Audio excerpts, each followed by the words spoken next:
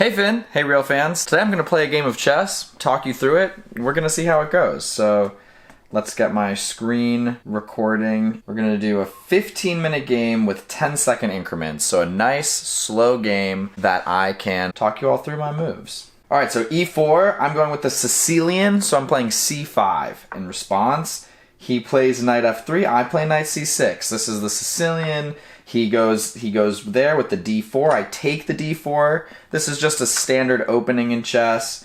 I don't take back his knight. Instead, I go for knight f6. He can take my knight. I'm very comfortable taking back with my b pawn. Yeah, I'm gonna play e5 to kick the knight and open my kingside bishop into the action here. He's gonna have to move his knight. I'm guessing he's gonna take my knight.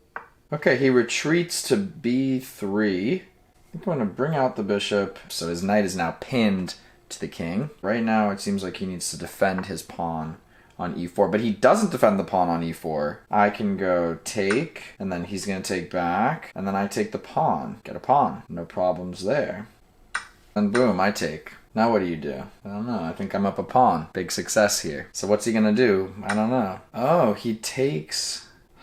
He takes my pawn back. If I take his bishop, what? He's gonna play queen d5, and I won't be able to cover both knights. I think I'm gonna put the queen on e7, attacking his bishop. My knight is in line.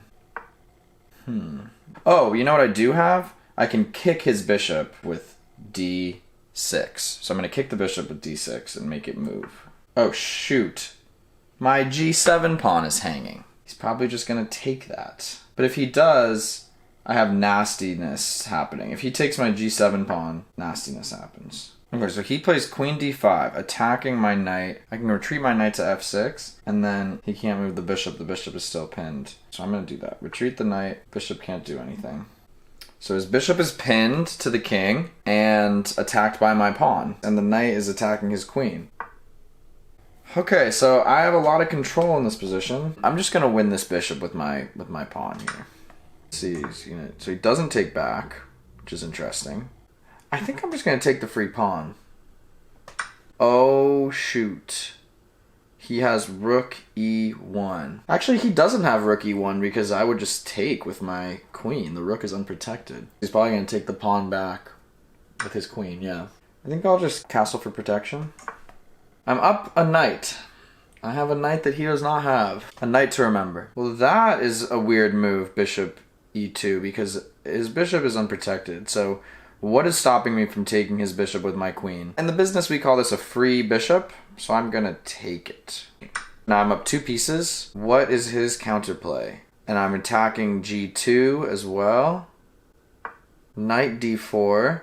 Attacking my knight on c6. My knight on c6 is protected, but he's attacking my queen also. If I take, he takes back with the queen. Yeah, I think I'm just going to take and simplify the position. He takes back with the queen, or he takes back with the rook. Either way, I can sort of block with bishop to e6, and both of my rooks cover the d8 square, preventing checkmate.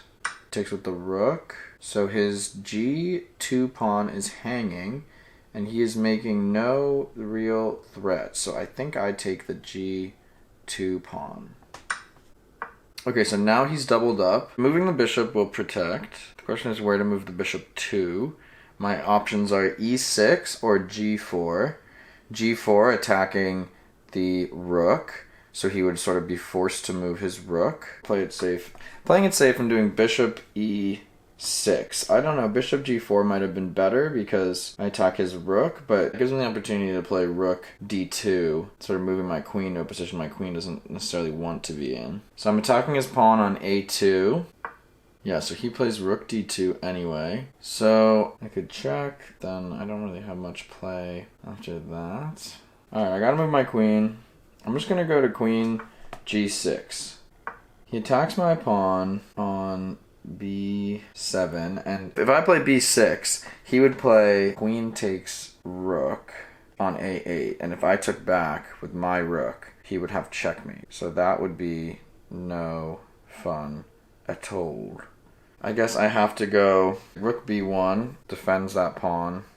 Okay, he defends his pawn. I want to maneuver my knight. Knight g4. Okay, perfect. I wanted to go to knight e5 anyway. Attack the queen. Because I want to put my knight on f3 to fork the 2 rooks. And also now my f pawn is ready to be pushed. I think it's time to push.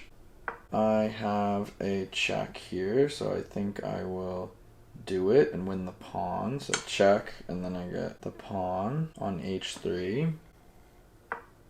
First I have to play f4. So we're just trying to march this pawn down.